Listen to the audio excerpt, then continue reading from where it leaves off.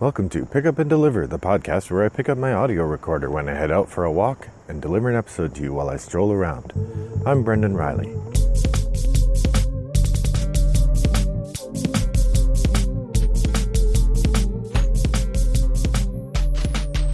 Well, good morning, listeners. It is Monday, September 7th here in suburban Chicago. It is Labor Day, which is supposedly a celebration of the labor union movement here in the United States, which is generally not nearly as robust as it should be, but there it is. I'm out for a walk to talk to you about my recent gaming and to try out a new microphone cover thing. So last time we chatted, I had figured out a new way to use my lapel mic, which is my preferred way to record, and I remembered the downside of the lapel mic is the wind. The little windshield on it, which is a tiny little foam one, was not very good. And so when the wind would blow across my shirt, the wind would blow across the microphone and you'd hear the wind. So to counteract that, I would cover it by cupping my hand and putting it around. But then you could hear when I did that, it would make this hollow sound. So I recalled from back when I used to record the podcast using the lapel mic all the time, that I used to, on windy days, I would cup my hand around the microphone the whole walk in order to prevent and have the sound be consistent. So you'd still have this kind of echoey, hollow sound, but it would be consistent at least. Whereas my walk, last time I did it, I kind of would cover it and then not cover it. And I wasn't super happy. And I was mentioning that to a friend. He's like, well, you should get one of the wind covers. And I'm like, that's got one already. He's like, no, you can get the big fuzzy ones. Those tend to be even better at stopping the wind from blowing across the microphone. And I looked, and sure enough, you can buy big fuzzy covers for the lapel mic. And they look hilarious. It makes the lapel mic go from being, a centimeter long to being like 6 centimeters long or something. It's huge. It looks like I'm wearing a little pom-pom. But hopefully you're not feeling wind. Actually, right now as I'm talking, the wind is blowing a little bit, and I know that it would make a little windy sound on the microphone in its old configuration. So if you're not hearing any wind right now, that thing works. If you are, it doesn't work. Oh well, we'll see what we can do. In the meantime, I will take a picture of myself wearing this microphone. See if you can see it in the picture. You can't really see it. Oh yeah, you can. Right. And I'll post that to the show page over at rattleboxgames.com on today's episode. Did you know I keep a show page? Yes, if you're ever wondering about a game I've talked about on the show and you can't remember, if you go to rattleboxgames.com, I have a detailed show page for each episode. I don't do time codes because the whole premise of this is that I don't spend a lot of time on the editing end of things. But I do make the show page, and I make a list of each game I talk about. Generally, if I talk about the game for a couple sentences at least, then I will put it on the show page. I don't always. Sometimes if I'm feeling, I don't know what, particularly encyclopedic, I will list every game that I even mention. But I don't generally I'm not 100% on the mentions. But any game that I give much attention to, I put on the show page, so that if you want to find it later, you can. So you can find all that at rattleboxgames.com. So today's episode, I'm going to be talking about some gaming from the weekend, particularly 3 new games I've played. That's right, it's time for another Shootin' from the Hip triple shot. It feels funny to have a elaborate name like that for a segment that ends up being about half the podcast. I was looking back, and roughly half the episodes I do are a review of 3 new games I've played, or a quick reaction to 3 new games I've played. But whatever, you're here for the game commentary, not the meta commentary about the game commentary. So today is Shootin' from the Hip triple shot. The 3 games we're going to talk about today are Stay Cool, Mariposas, and Egizia Shifting Sands. We had a pal come over on Saturday for a game day. We played a bunch of games, including a couple new ones. We did a play test of one of the games I have in development, and played some new games. And then on Sunday we played another. So here they are, the 3 new games that I got to try. The first one is a party game called Stay Cool. We played a 3-person game, and actually every time I've played this, it's been a 3-person game. We played it 3 times. Paul and I and my wife Jenny played once, and then once with each of my kids. But they were both interested at different times, so we played it 3 times with different people. It's pretty fun, pretty silly, and definitely worth looking at. So Stay Cool is a game that operates, I think the subtitle is The Game of Multitasking. It is a game that is built around the idea of trying to do more than one thing at once, and often trying to activate more than one part of your, cognitive arsenal at the same time. The way it works is you have 2 decks of cards, one red card, one blue card.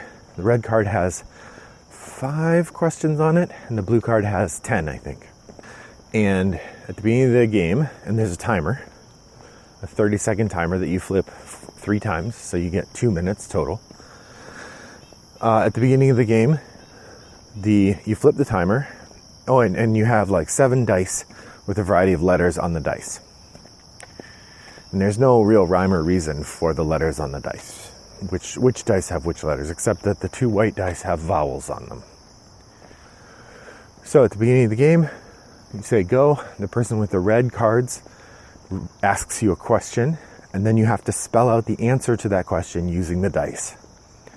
At the same time, as soon as the red person has finished reading the question, the person with the deck of blue cards reads you a question from that deck. And then while you're spelling out the answer to the red question, you have to say out loud the answer to the blue question. If you get it wrong, they just repeat the question again. If you get it right, then they move on to the next question. Meanwhile, you're spelling out the answer to the red question on the dice. When you finish doing that, then the person reading the red questions, if you got it right, they ask you another question. If you got it wrong, they ask you the same question again. You're allowed to pass 1 question during your round at any point, and that counts as getting it correct. But you can only do that once in the whole round. And you keep going till either you've answered all 10 questions on the blue card and all 5 questions on the red, or you've run out of time. At the end, the number of the red card, you get 1 point or 1 rank per card or question. On the blue card, you get 1 rank for every other question, roughly.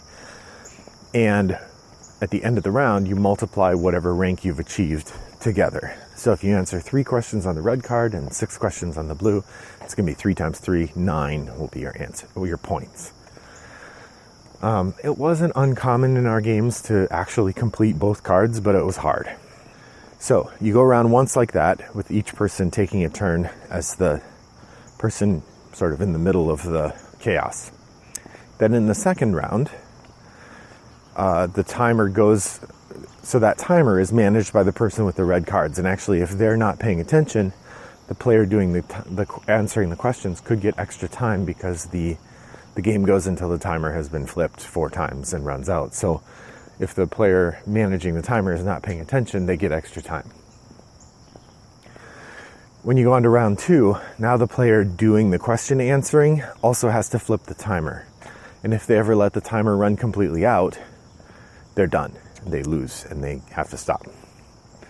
So it gets much harder. We had multiple instances where people just forgot about the timer and it ran out in the first 30 seconds, or somewhere along the line they let it run out.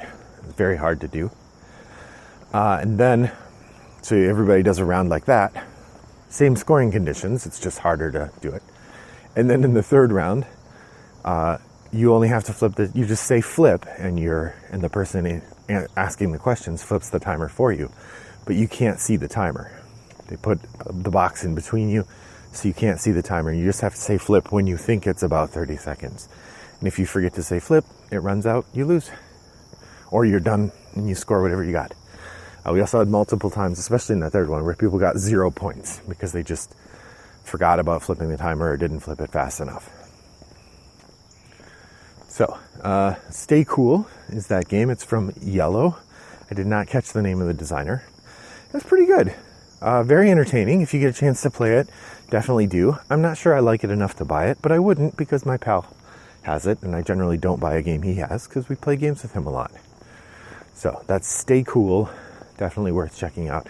We did have a funny thing. The game was made by British people, so there are a couple turns of phrase that are not as common in the US, and so my kids had trouble with those. So that was Stay Cool. The second game I want to talk about is Mariposas. I ended up picking up this game at our local game store. I went there because I was getting food from the restaurant next door and I had a little extra time. And when I mentioned to my wife I might go in and look around, she said, if you see anything good, pick something up. Well, you don't have to tell me twice. So I was a little doubtful about this just because... Why was I doubtful? I'm not sure why I was doubtful.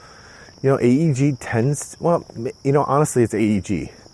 I've had sort of a hit and miss experience with AEG. Their games are usually decent, but I don't think their games are amazing, and they're certainly not an insta-buy company like Mind Clash or something.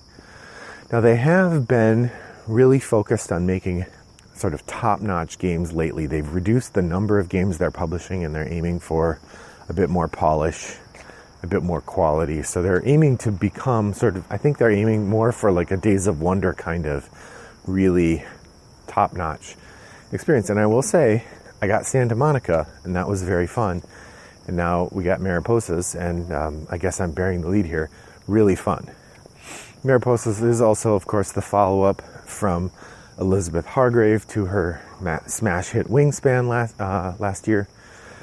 This game is about the migration patterns of monarch butterflies, in which I guess every year the monarch butterflies leave Mexico.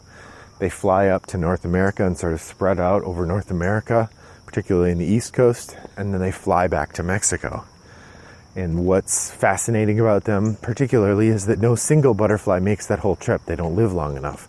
So they actually have multiple generations of butterflies that move around. It's got a very simple mechanism. You have 2 movement cards, and you play one of them on your turn.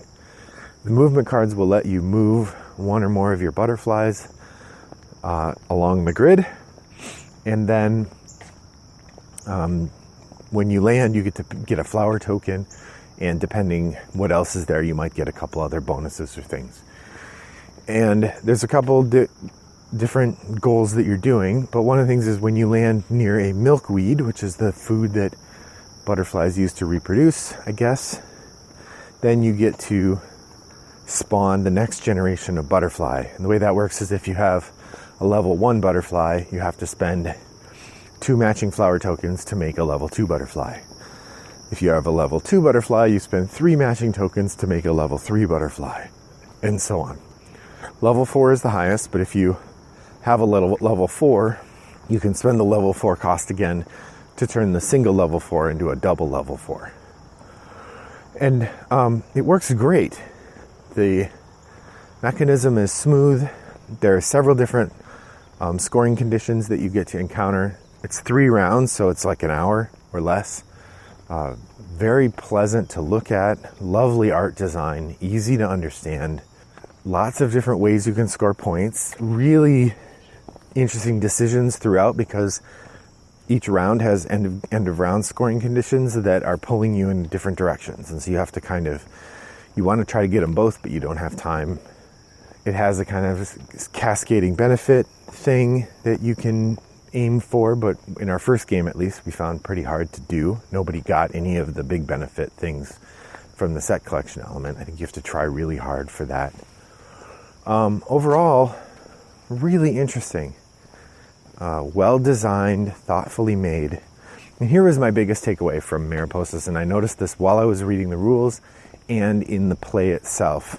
This game is designed with every rule leaning toward pleasant play rather than aggressive play. So what I mean is, if you think about some games, they will say friendly ties, which means that, like, say you get 3 points for the most X. If you and another player both have the most X, the same amount, you both get the full 3 points. That would be friendly ties. Mariposas has that, or the equivalent, for every rule you can imagine. Like, for instance, a common trait in a game like this would be you can't land where there's another butterfly. In Mariposas, you can land where there's another butterfly. You can land where one of your own butterflies is. You can land where someone else's butterfly is. No limitations. Other games would have movement limitations, like you can't cross over your own path, or you can't go back to a space that you were on before. No, in Mariposas, you can fly however you like. Now, they do limit in order, I think, to prevent some sort of like exploitation of the board.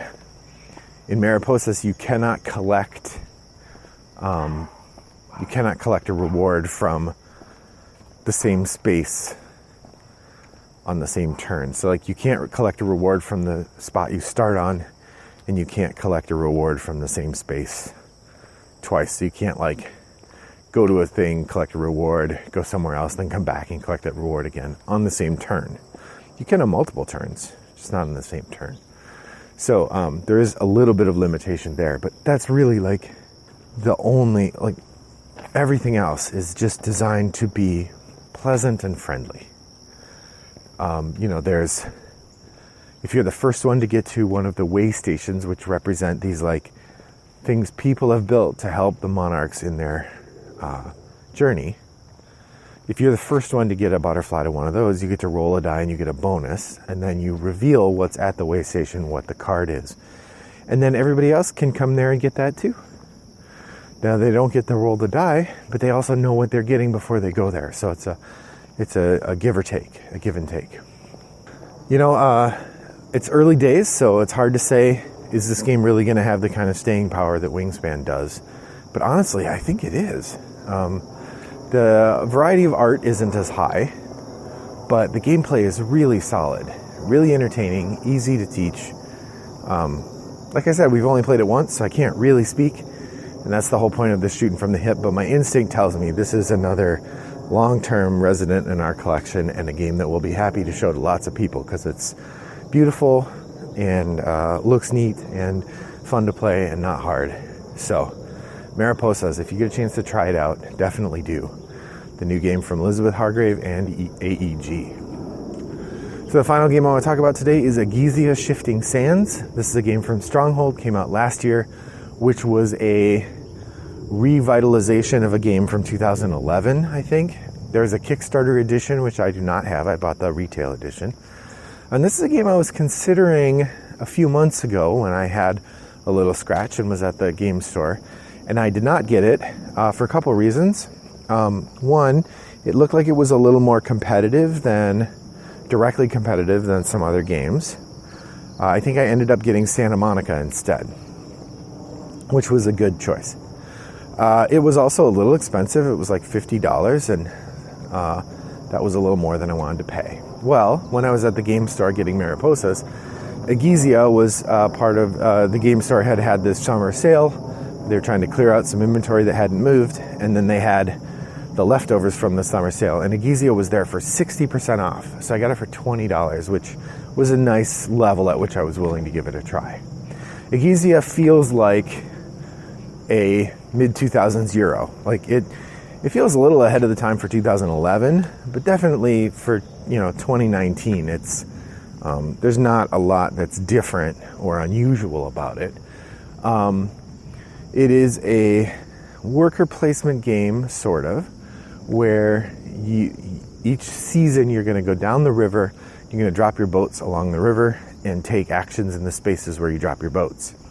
Like many worker placement games, more than one person is not allowed to drop their boat, except when you have a rule that lets you do it. The clever thing is, it's sort of like Takeaways or one of these turn track games. Once you can never go backwards of where you are. So you put your boat down and you can't go back north or south of on the river, because remember the Nile flows north. You can't go up the river to get a spot that you've skipped.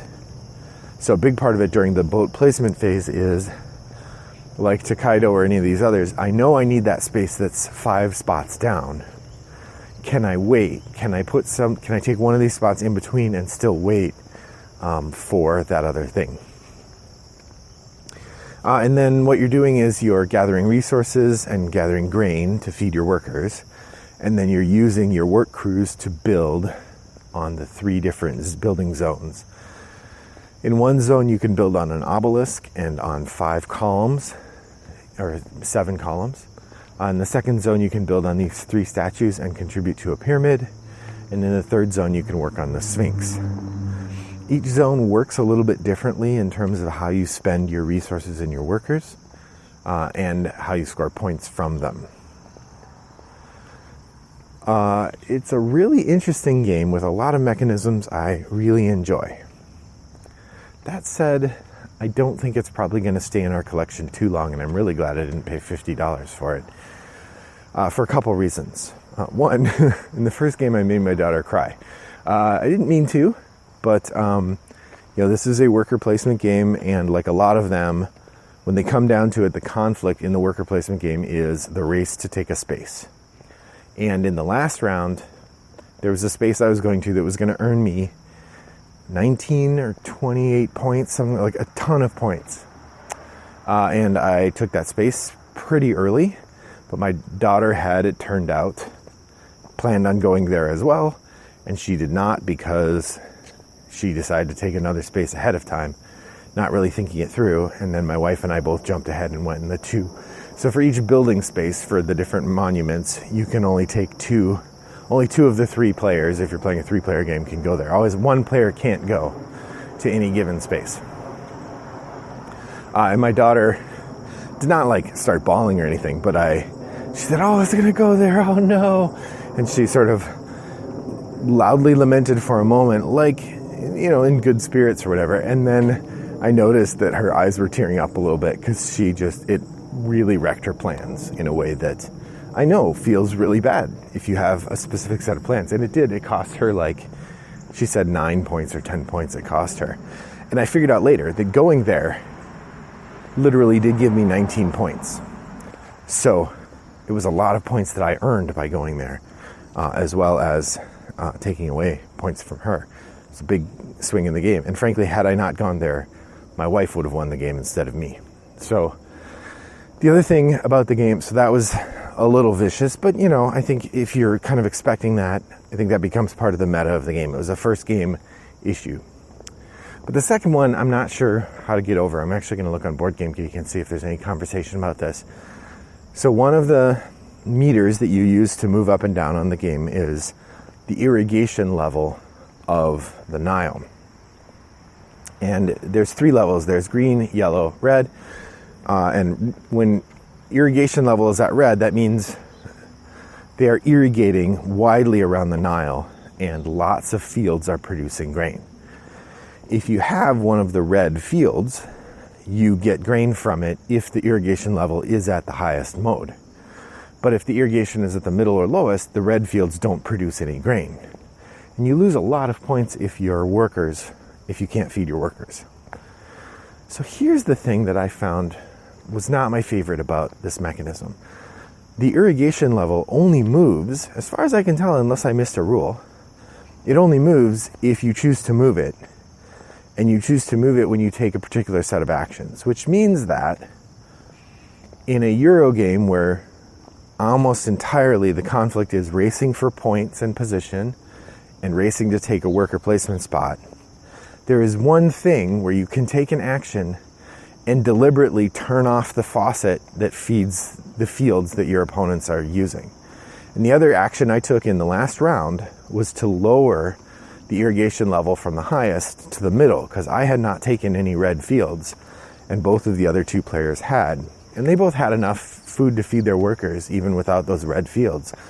But the way the game works, if you've been careful about managing your economy, is you can sell your extra grain. And I cost them both at least 3 or 4 points each by lowering that irrigation level. Now, if the game were all about competitive manipulation of markets or whatever, that'd be one thing. But this is a game that seems built on those traditional modes of interaction that you expect in a Euro game. And then there's just this one thing that is directly competitive, where you directly say, I am going to steal something that I'm going to change a resource that you need really for no reason that could help me. And frankly, it's really unappetizing that that's an element, because it feels to me like you could play suboptimally and ignore that, or you can just be a jerk and spend energy moving around. And I know it's not being a jerk, it's a game, but in a game where most of your energy is spent building a thing and trying to be the best builder, then also have this one lever that you can pull where you're like, but I'm also going to be a jerk, or I'm also going to attack you directly. It doesn't feel good. It does not feel in fitting with the mindset I get into to play a game like this. And it's just not the kind of thing I would enjoy. I definitely know, I haven't looked to see if Rado did a review of this, but I bet he's saying the same thing, because this is exactly the kind of thing he talks about. Like, he doesn't like where a game will just have this one thing. He talks about he doesn't play Terraforming Mars because the game is built to have the red cards that allow you to pull back on a leader who's doing really well. And I think that that's the point of the irrigation metric, and I don't like it. So I think we'll play Egizia a few more times, and maybe it will turn out we really enjoy it. But I'm definitely going to look and see if there's any published variants or any rules that anyone else has used to show a different way to handle the irrigation element without it being directly competitive, because boy, I don't like that part. Other than that, Egizia Shifting Sands is a really interesting Euro game, and frankly, the biggest thing that came out of it for me was seeing how quickly and easily my wife and daughter, particularly my wife, who does not generally like a game of this level of complexity, took to it and understood it, because it just opens up the options for me to teach more complex and interesting games. And I'm constantly excited by the things that it turns out she likes if I'm able to get her over the theme. Like, I think Orleans is one of my favorite. I cannot get her to try it just because, being a medieval salesperson does not interest her at all. And so that game's out. Or pretty much any game that's just about economy. This one worked because we're building these Egyptian monuments, and so she was willing to give it a try, and then it turned out she liked it. So from that perspective, it was really fun. It was fun to play, and I'm looking forward to trying it again, or even a few more times. But I have trouble seeing it remain as a long-term part of my collection because of that aggressive irrigation element, unless it turns out that is not, that there is a variant that reduces the effect of that. So that is my 3 games: Mariposas, Egizia Shifting Sands, Stay Cool. All 3 of which I really enjoyed, and I'm excited to play again. Egizia Shifting Sands, the only one that probably won't stay in my collection. Stay Cool isn't my game to begin with, but definitely worth it if you have a chance to play as a party game. I think probably more fun with, 3-4 players. I don't think fun with more than 4 players, probably because you'd wait too long between your turns. But otherwise, a good time, and worth checking out all 3 of these if you get a chance. Well, thanks for joining me today. Sorry the episode went a bit long, but I guess I had a lot to say about those games. So, thanks for joining me, and I hope your next walk is as pleasant as mine was. Bye-bye.